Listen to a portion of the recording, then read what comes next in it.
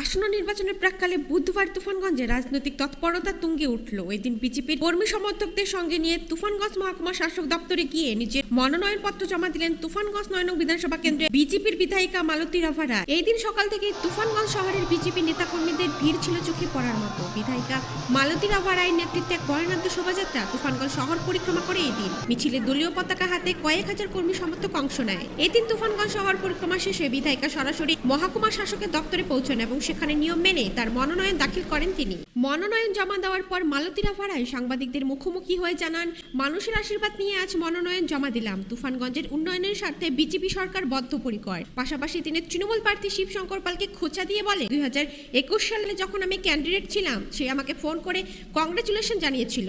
তার অন্তরটা কিন্তু বিজেপির। তার কাছেও আমি ভোট প্রার্থনা করছি এবং তাকেও আমি কংগ্রেচুলেশন জানাচ্ছি। ভালো ছেলেটার ভবিষ্যৎ তৃণমূল কংগ্রেস শেষ করে দিচ্ছে বলে জানান তিনি। এই দিন বিধায়িকার সঙ্গে দলের জেলা এবং স্থানীয় স্তরের একাধিক শীর্ষ নেতৃত্বরা উপস্থিত ছিলেন। এই কর্মসূচিকে কেন্দ্র করে তুফানগঞ্জ শহরে পুলিশি নিরাপত্তার ব্যবস্থা ছিল আঁটোসাঁটো।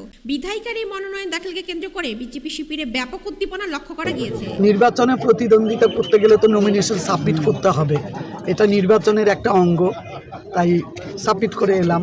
তৃণমূলের তরফ থেকে বলছে 5 বছরের কাজের খতিয়ান দেওয়ার জন্য। 5 বছরের খতিয়ান তৈরি আছে, তাদের খতিয়ান 15 বছরের খতিয়ান রেডি করুক।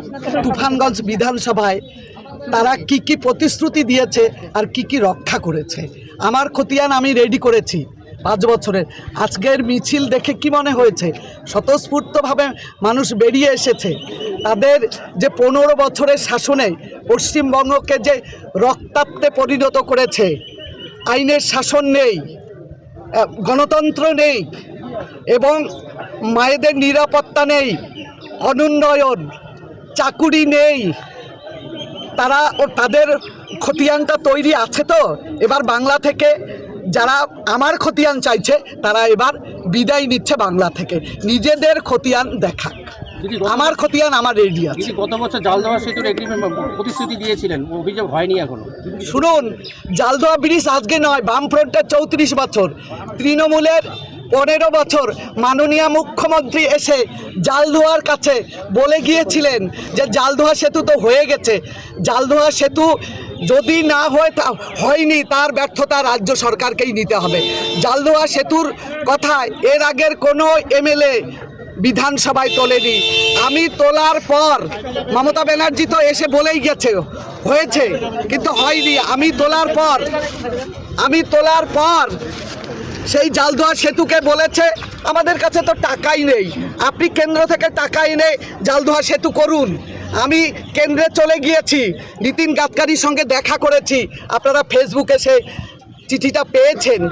তারপর বিধানসভা থেকে আমাকে ফোন করা হয়েছে, দিদি ওইখানে লোকজন চলে গেছে, ইঞ্জিনিয়ার সহ এসে ওরা মাপ নিয়ে গেছে। তারপরে আমি বলেছি সেখান থেকে এসেছে। আপনারা জানেন, যারা বলছে এমএলএর ফান্ড দিয়ে জালদহ সেতু হবে, তাদের আগে জানতে হবে যে এমএলএ ফান্ডের কত টাকা। বছরে 60 লাখ টাকা, 60 লাখ টাকা দিয়ে জালদহ সেতু হবে? জালদহ সেতু হবে?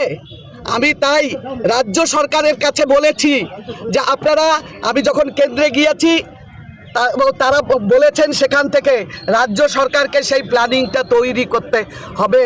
সেই প্ল্যানিং বিধানসভায় পাস হবে, তারপর কেন্দ্রে যাবে। কেন্দ্র থেকে টাকা স্যাংশন করার দায়িত্ব আমার ছিল। আমি মাননীয় মন্ত্রীর সঙ্গে কথা বলেছি, তারা প্ল্যানিং আমি বিধানসভায় এসে জানিয়েছি। আমাকে বলেছে ইঞ্জিনিয়ার আমাদের সব কিছু রেডি, আজও হয়নি। আমি আজকে কথা দিয়ে যাচ্ছি, আমাদের সরকার হবে, আমি জালদহ সেতু মানুষের জন্য উপহার দেব। আমি আজকে কথা দিয়ে যাচ্ছি, বাংলায় বিজেপির সরকার হবে এবার, তৃণমূল বাই বাই। যদি আপনার বিরুদ্ধে এবার তারকা প্রার্থী, কি বলবেন, কি বার্তা দিবেন তাকে? তারকা প্রার্থী তো হ্যাঁ, জয় শ্রীরাম। আমি বলছি তারকা প্রার্থীকে জিজ্ঞাসা করবেন 21-এ, কিন্তু আমি যখন ক্যান্ডিডেট হয়েছি সে আমাকে নিজে স্বতঃপ্রণোদিত হয়ে ফোন করেছিল, তার অন্তরটাও বিজেপির। তার কাছেও আমি ভোট প্রার্থনা করছি। সে যদি অন্তরে বিজেপি না থাকতো তাহলে আমাকে কনগ্রাচুলেশন জানাতো না, আমিও তাকে কনগ্রাচুলেশন জানাচ্ছি। ভালো ছেলেটার ভবিষ্যৎ তৃণমূল কংগ্রেস শেষ করে দিয়েছে।